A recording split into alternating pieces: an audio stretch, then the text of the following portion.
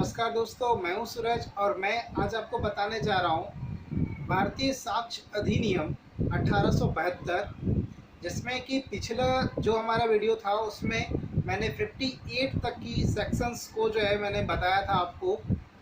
Short form में मैंने अभी अभी तक आपको शॉर्ट फॉर्म में बताया है, पूरे डिटेल्स में मैं नहीं गया हूँ किसी भी सेक्शन में, और वन बाय वन करके स्टेप बाय स्टेप करके मैं आपको बता रहा हूँ ताकि आपको इंडियन एविडेंस एक्ट जो है वो पूरी तरीके से समझ में आए, क्या है इसमें, क्या पढ़ना है और कौन कौन से सेक्शन हमारे लिए बहुत ही इम्पोर्टेंट है। बहुत सारे सेक्शन ऐसे हैं जो कि एग्ज़ाम में डायरेक्टली पूछा जाता है और उन सब सेक्शन पर जो है कमांड करना बहुत आवश्यक है।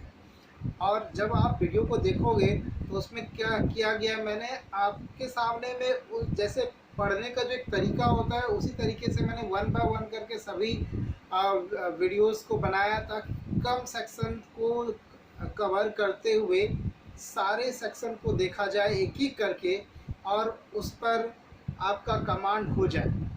तो आप वीडियो के माध्यम से सीख सकते हैं अच्छे तरीके से, लेकिन उसके लिए आपको ये वीडियो पूरा देखना पड़ेगा, तो अंत तक बने रहेंगे।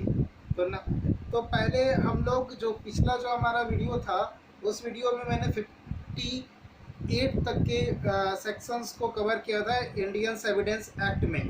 आज जो है उससे आगे चलेंगे और आज हम लोग अध्याय 4 में है, जिसमें कि ऑफ ओरल एविडेंस के बारे में चर्चा किया गया है। मौखिक साक्ष्य के विषय में इस चैप्टर में पूरा चर्चा किया गया। और इस चैप्टर में क्या है, इस चैप्टर की खासियत ये है, इसमें केवल और केवल 2 ही सेक्शन दिए गए हैं। जैसे पिछला जो वीडियो था हमारा उसमें 3 सेक्शन दिए हुए थे, इस वीडियो में जो है वो 2 ही क्या कहते हैं सेक्शंस को देखना है। और वो 2 सेक्शन बतलाता है मौखिक साक्ष्य के बारे में, यानी कि ओरल एविडेंस क्या होता है।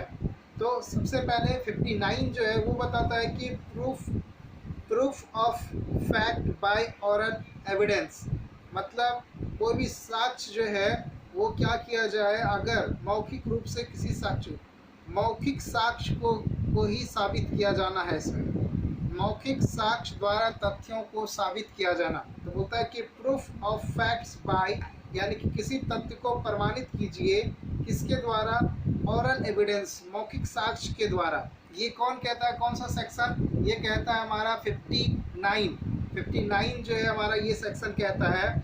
और इसके डिटेल्स में बोलता है कि all facts except the contents of document और इलेक्ट्रॉनिक्स रिकॉर्ड्स, मतलब कुछ चीज़ों को छोड़ करके, डॉक्यूमेंट्स को और इसको छोड़ करके, इलेक्ट्रॉनिक्स रिकॉर्ड्स को छोड़ करके, may be proved by oral evidence, मतलब इन दोनों को छोड़ करके, दस्तावेजी साक्ष्य और इलेक्ट्रॉनिक्स रिकॉर्ड्स को छोड़ करके सभी जितने भी साक्ष्य हैं वो क्या कहलाते हैं, मौखिक साक्ष्य कहलाते हैं। उसी तरीके से इसको मौखिक साक्ष्य के रूप में इसको जो है इसे मौखिक साक्ष्य के रूप में प्रस्तुत किया जाता है न्यायालय के सामने। अब ये जो मौखिक साक्ष्य यानी कि ओरल एविडेंस जो है इसकी जो परिभाषा है वो भारतीय साक्ष्य अधिनियम की धारा 3 देती है। धारा 3 में मौखिक साक्ष्य को यानी कि ओरल एविडेंस को परिभाषित किया गया है। वहाँ पर आप जाकर के इसके डेफिनेशंस को देख सकते हैं, और मैंने ऑलरेडी इसके लिए भी वीडियो बना दिया है, आप वीडियो को भी देख सकते हैं। मैं चाहूँगा कि इसमें आई बटन पे उसका भी लिंक जो है इसमें दे दूँ और डिस्क्रिप्शन में भी डाल दूँगा। आगे देखते हैं 60 जो है यानी 60 जो है वो क्या कहता है, oral evidence must be directed, मतलब जो भी इसमें मौखिक साक्ष्य जो है वो प्रत्यक्ष होना चाहिए। मौखिक साक्ष्य जो है वो प्रत्यक्ष होना चाहिए, ये नहीं कि उसने कहा था उससे मैंने सुना तो ऐसा हुआ, इस तरीके का इसमें कोई प्रावधान नहीं है। इसमें कहीं ना कहीं वो साक्ष्य है जो डायरेक्ट होना चाहिए। इसको इस तरह से समझ सकते हैं कि डायरेक्ट साक्ष्य कैसे कह दें, जैसे कि उसने उससे देखा, मतलब कि कोई ऐसा घटना घट रहा है, ऐसे समझिए आप इसको। जैसे मान लीजिए कि ए ने बी का मर्डर कर दिया, यानी कि ए ने बी को गोली से शूट कर दिया। अब यहाँ पे डायरेक्ट साक्ष्य क्या होंगे, यहाँ पर देखिए कि ए ने बी को मारा अगर, तो ए को गोली मारते हुए किसी थर्ड बंदे ने सी ने देख लिया, तो सी न्यायालय में आकर के कहता है कि मैंने ए को बी के ऊपर गोली चलाते हुए देखा है। तो यहाँ पर जो देखने वाला जो यहाँ पर है वो डायरेक्ट एविडेंस को पेश कर रहा है, वो डायरेक्ट एविडेंस है। उसके बाद मैंने उनसे सुना। इस तरह से कैसे सुना? मैंने उससे सुना, जैसे मान लीजिए कि ए ने बी का मर्डर किया और मर्डर करने के बाद यह जो है वो एफ को जाकर के बोला कि मैंने आज बी को मैंने मार दिया है।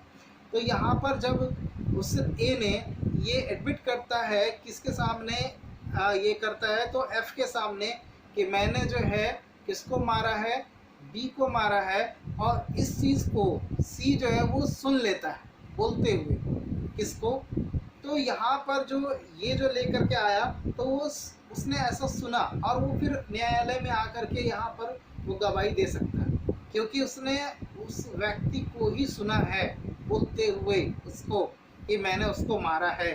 तो उस जगह पर इसके अलावा बहुत सारे जैसे कि एविडेंस हो जाते हैं इसमें कलेक्ट, जिसमें कि आप जैसे कि मान लीजिए एक साइंटिफिक तरीके से इसको प्रूफ किया जा सकता है, साइंटिफिक तरीके से। उसके सेंस के ऊपर भी ये डिपेंड करता है। जैसे मान लीजिए हमारे पास 5 सेंस हैं, हमारे पांचों सेंसों में से किसी सेंस से भी जो है अगर संबंधित अगर हो ऐसा, जैसे मान लीजिए कि ना तो मैं देखा हूँ और ना तो मैं जो है इस चीज़ को किसी को मर्डर हुई है लेकिन मैंने ना तो देखा और ना तो मैं सुन सकता।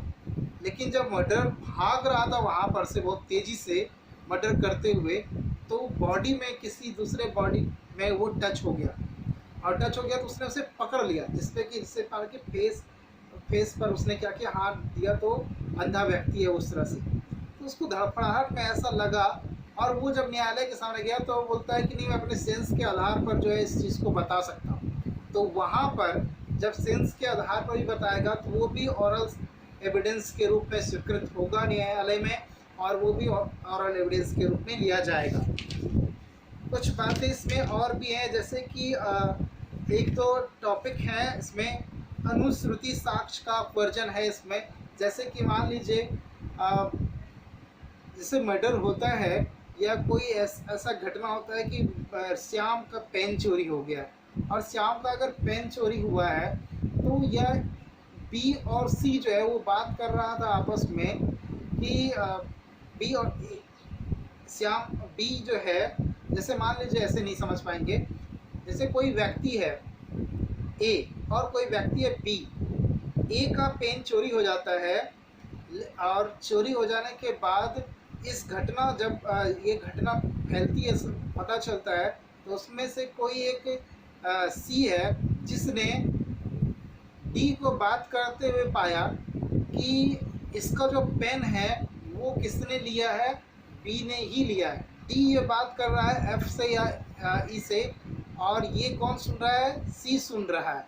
तो इस तरह का अनुश्रुति साक्ष्य होता है, उसने यह कहा इस तरीके का। तो ये विवेक के ऊपर डिपेंड करता है न्यायालय के इसको लें या ना लें। संभवतः ऐसी बातों को न्यायालय के सामने प्रूफ करना बहुत दिक्कत हो जाता है। सुनी सुनाई बातों को कब सुसंगत होगा? जब ये रिलेवेंट होगा, एक दूसरे से संबंधित होगा कहीं ना कहीं। जैसे मान लीजिए कि ए ने जो बी का मर्डर किया है, इसमें ए ने कभी जाकर के किसी एक्स पर्सन से, एक्स से उसने एक बंदूक खरीदी। तो यहाँ पर बंदूक खरीदते हुए एफ देख लेता है इसको, तो एक को जब मर्डर होता है तो यहाँ पर क्या होगा कि बंदूक खरीदते हुए जब देखता है और ये बात जो है वो किसी और अन्य को बता देता है, मान लीजिए कि वो सी को बताता है, तो यहाँ पर सी न्यायालय के सामने उपस्थित होकर के यह कहेगा कि सोहन, ये एफ ने जो है हमको कहा कि नहीं, वो जो है वो बंदूक खरीद रहा था। तो यहाँ पर एक सुनी सुनाई बातों को यहाँ पर न्यायालय के सामने, तो ये न्यायालय के विवेक पर निर्भर करेगा कि वो एक दूसरे से रिलेवेंट है या नहीं है। अगर एक दूसरे से जुड़ा हुआ रहेगा तभी न्यायालय के सामने इसको प्रस्तुत किया जा सकता है, अन्यथा इसे प्रस्तुत नहीं किया जा सकता। दोस्तों, मैंने आपको बताने का इजी तरीके से आपको इसको समझाने का प्रयास किया है कि आखिरकार मौखिक साक्ष्य क्या है और मौखिक साक्ष्य को किस तरह से न्यायालय के सामने प्रस्तुत किया जाता है। मैं अगर आपको ये वीडियो पसंद आया हो तो लाइक करेंगे, हमारे चैनल पर अगर आप नए हैं तो चैनल को सब्सक्राइब करेंगे, साथ में बेल आइकन को दबा देंगे ताकि आपको इस चैनल पर अपलोड होने वाले तमाम वीडियोस मिल सके। और यदि कोई आपकी क्वेरी है इस वीडियो से रिलेटेड या अन्य भी जानकारी अगर आपको चाहिए हो तो आप कमेंट बॉक्स में कमेंट कर सकते हैं और आप जानकारी ले सकते हैं। मैं चाहूँगा इसमें व्हाट्सअप नंबर वगैरह आपको डिस्क्रिप्शन में डाल दूँ ताकि आप हमसे मदद मांग सकते हैं किसी अन्य सिलसिले में भी। तब तक के लिए जय हिंद, जय भारत।